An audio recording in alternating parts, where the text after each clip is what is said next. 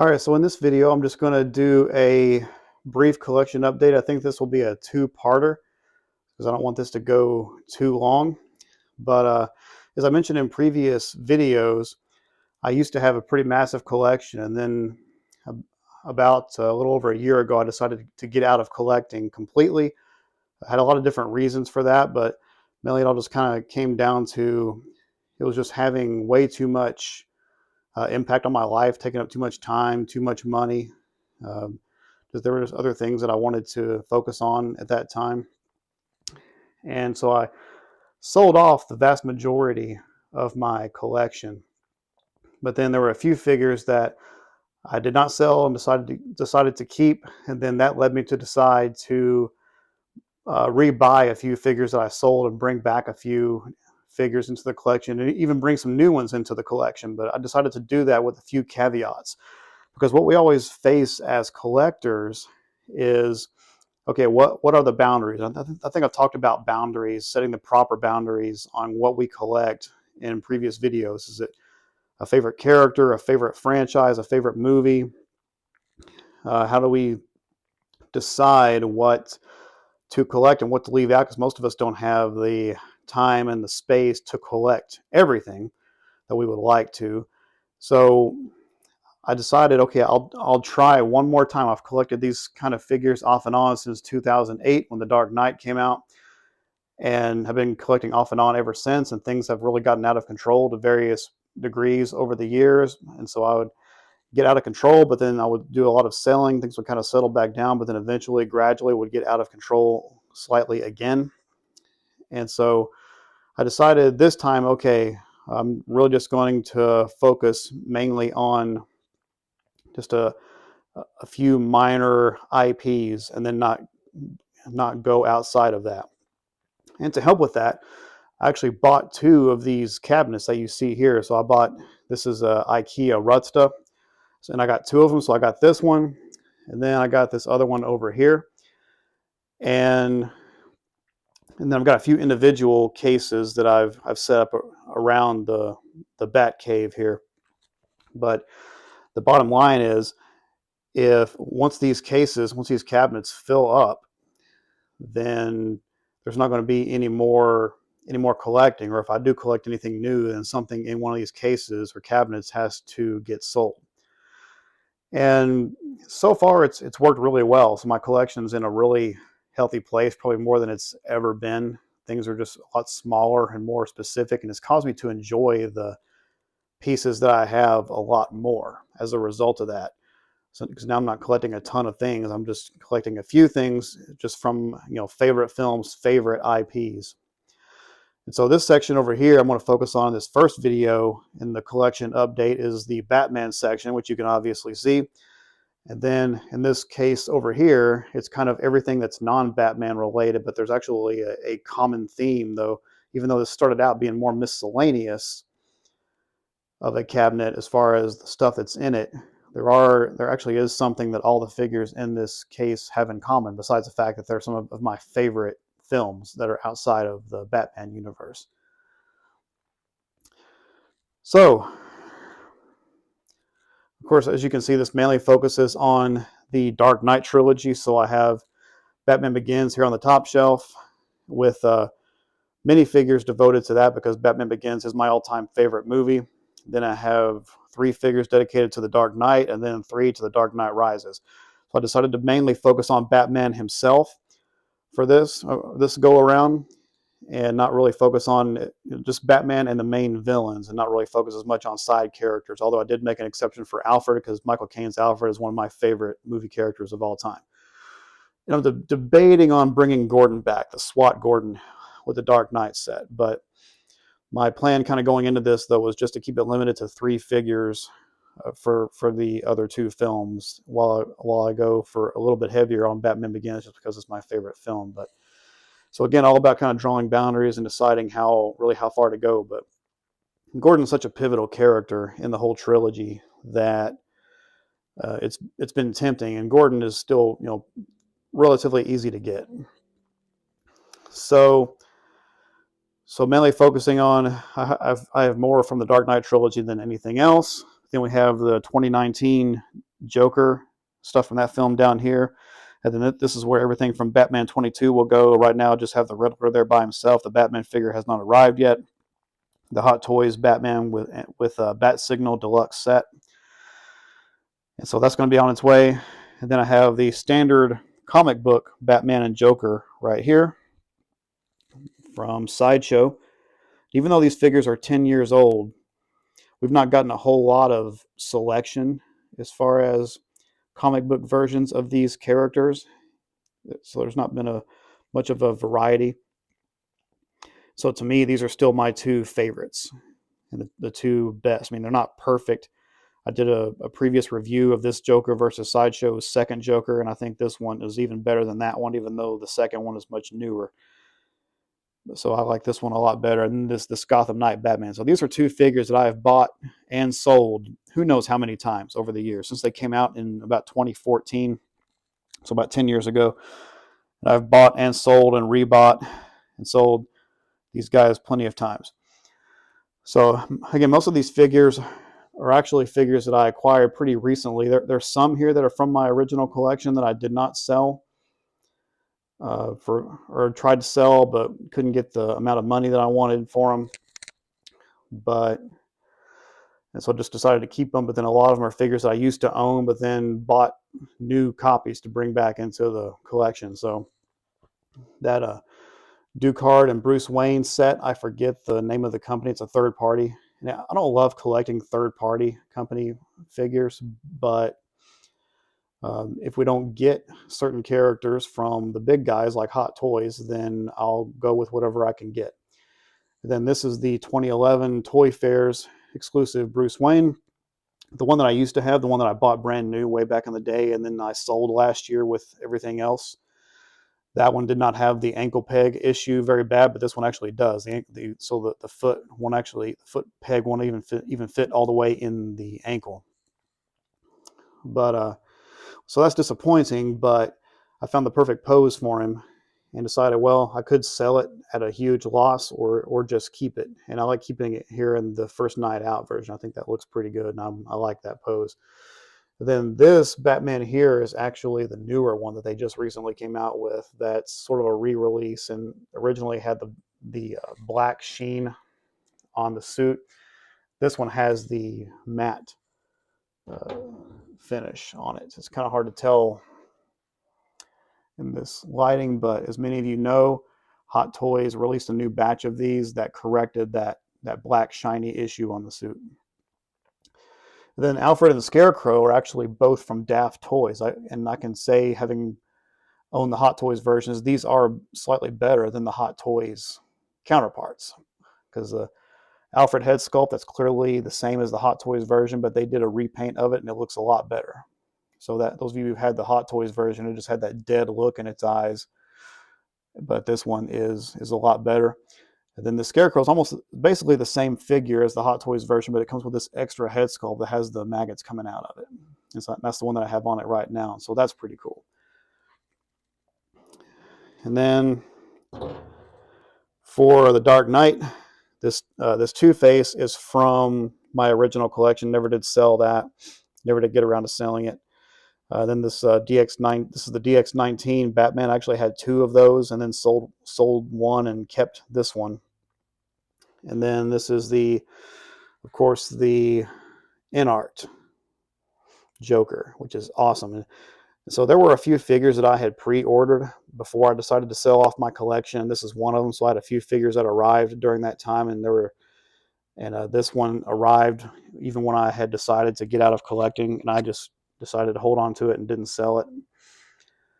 And I wasn't really sure what to do with it, but I'm glad that I decided to keep it because it's pretty fantastic. This is the premium version, but it's with the sculpted hair.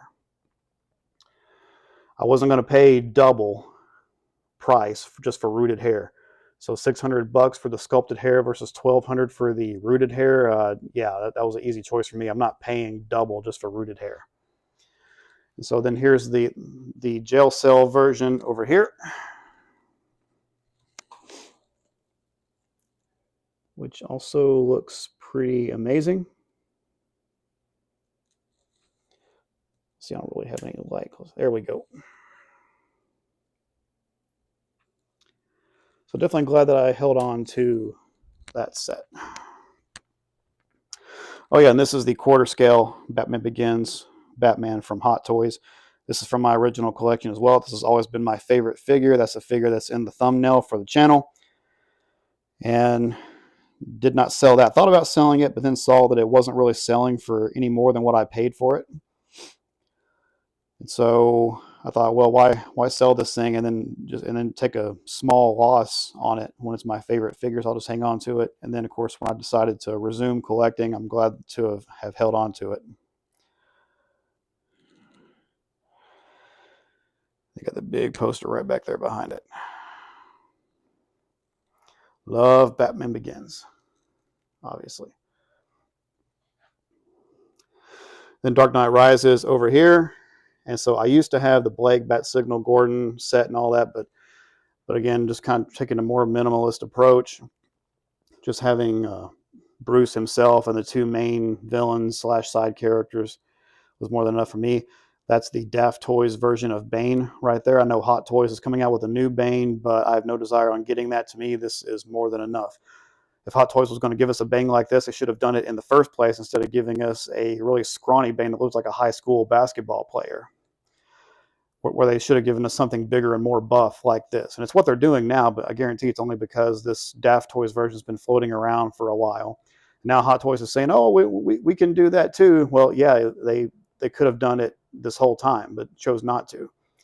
So I'm more than happy with this one. I'm not going to spend over $300 for the Hot Toys version, although it does look great. But I mean, this is just fine as well. I mean, that head sculpt looks identical to me to the Hot Toys version. Then of course you got the Fison body, and it's got a lot of different accessories, including the little Harvey Dent posters and and Gordon's speech, and it's a bunch of cool little nifty stuff that the Hot Toys version did not come with.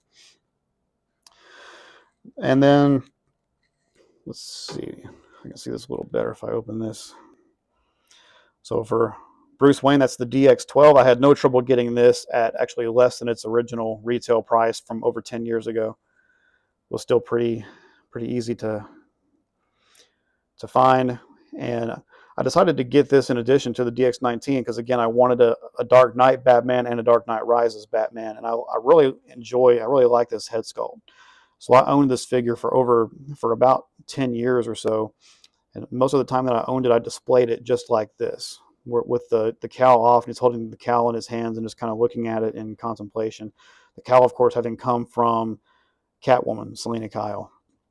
And this is the older Selina Kyle Catwoman figure as well. Hot Toys has re-released that, but as Dean Knight showed in his video, there's not really any massive improvement over that, so you might as well get one of these if you can find it for really cheap. I got this Catwoman for, I think after tax and shipping, we're talking 160 something or 170. So I mean, even less than what she retailed for back in the day. Probably thanks to this new version coming out. So new version looks slightly better, but not really enough to justify the price hike, and you can still get this one for really cheap. Just got to make sure, kind of keep an eye on the parts of the suit, the boots and all that. Some of that material, I guess, wears out over time, but keeping her in just this one pose and keeping it in this cabinet, I'm not too worried about that sort of thing. So there's the Dark Knight Rises. Then I debated over whether to bring the 2019 Joaquin Phoenix Joker into this.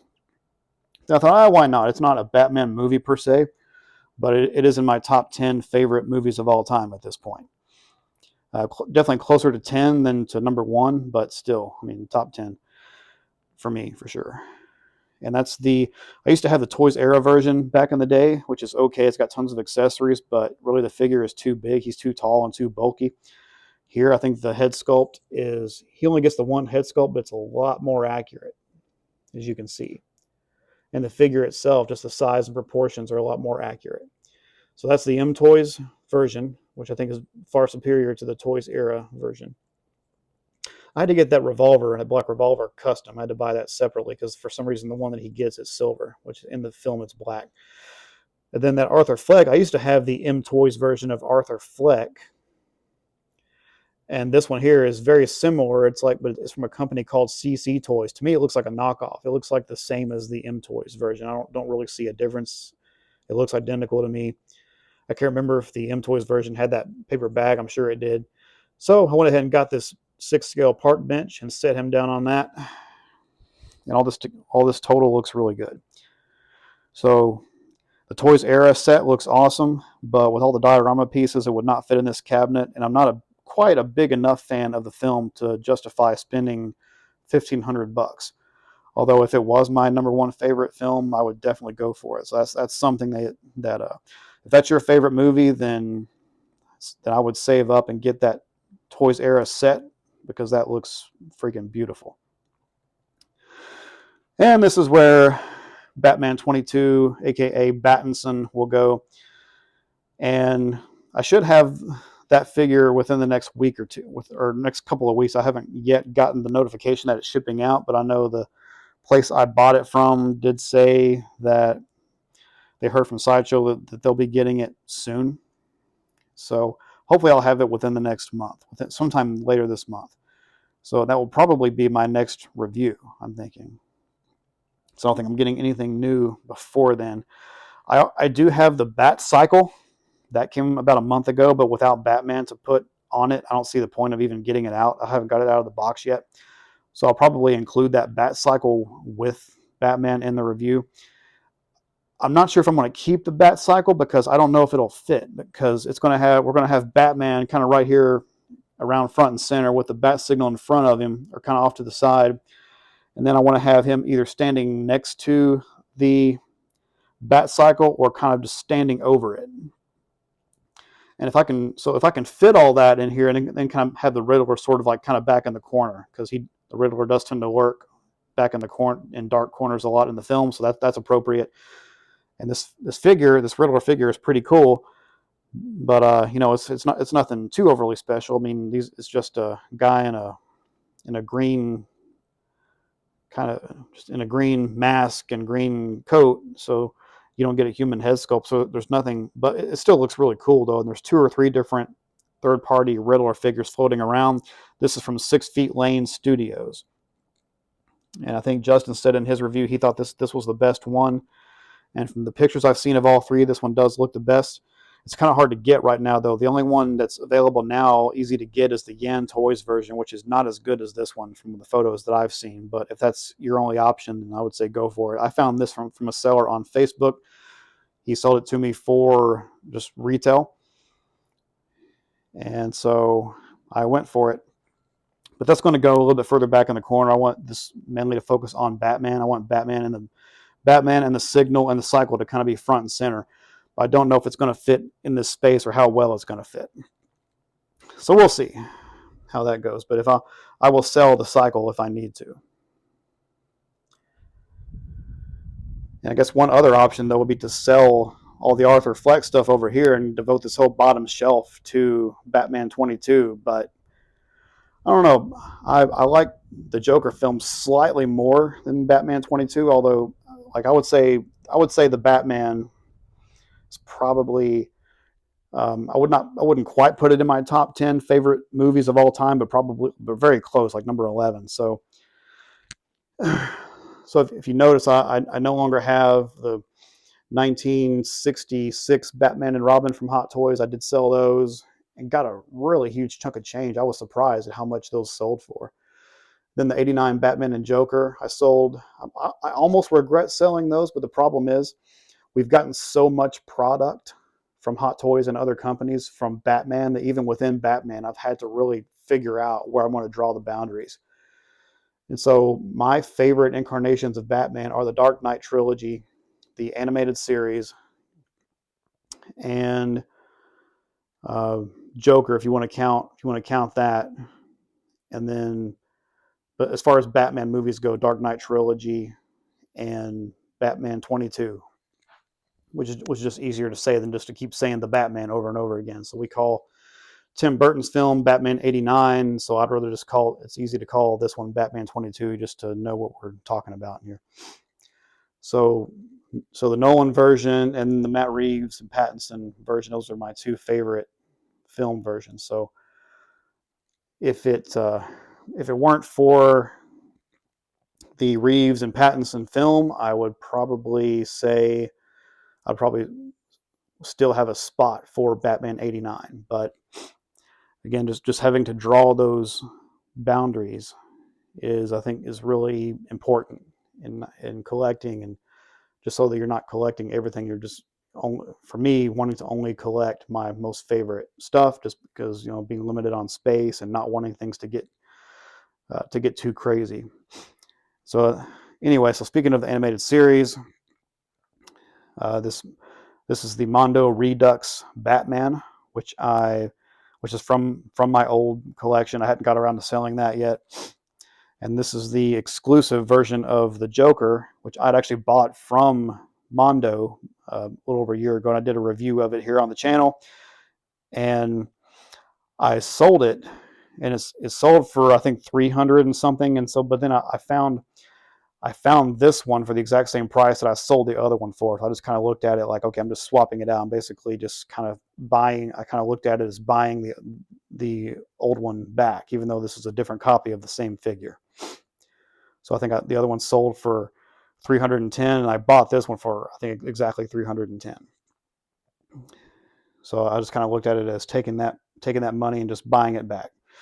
For this one, I decided I did want to have Batman and the Joker, but I'm not going to go with the whole line. I used to have Catwoman and Mr. Freeze, and I know they've come out with some others since then, but I'm not going to get into all of that. I think just having Batman and the Joker is enough.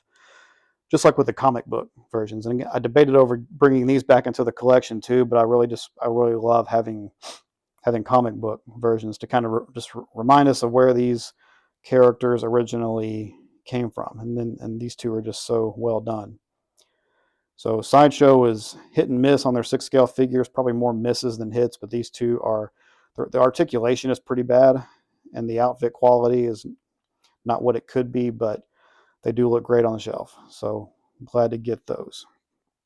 Then one other acquisition is this Sideshow premium format Batman. This thing is awesome. So I did a previous short video on this guy, and I did sell it, and so this is a different one.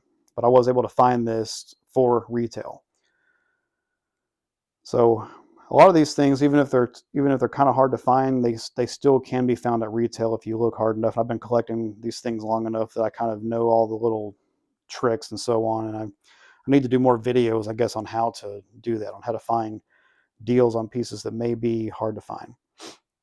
So this is everything Batman related in a huge collection update. And for the next video, I'll do a part 2 where we talk about everything that's in that case over there. So that's it for this one. Thank you guys for watching, and I'll see you in the next one.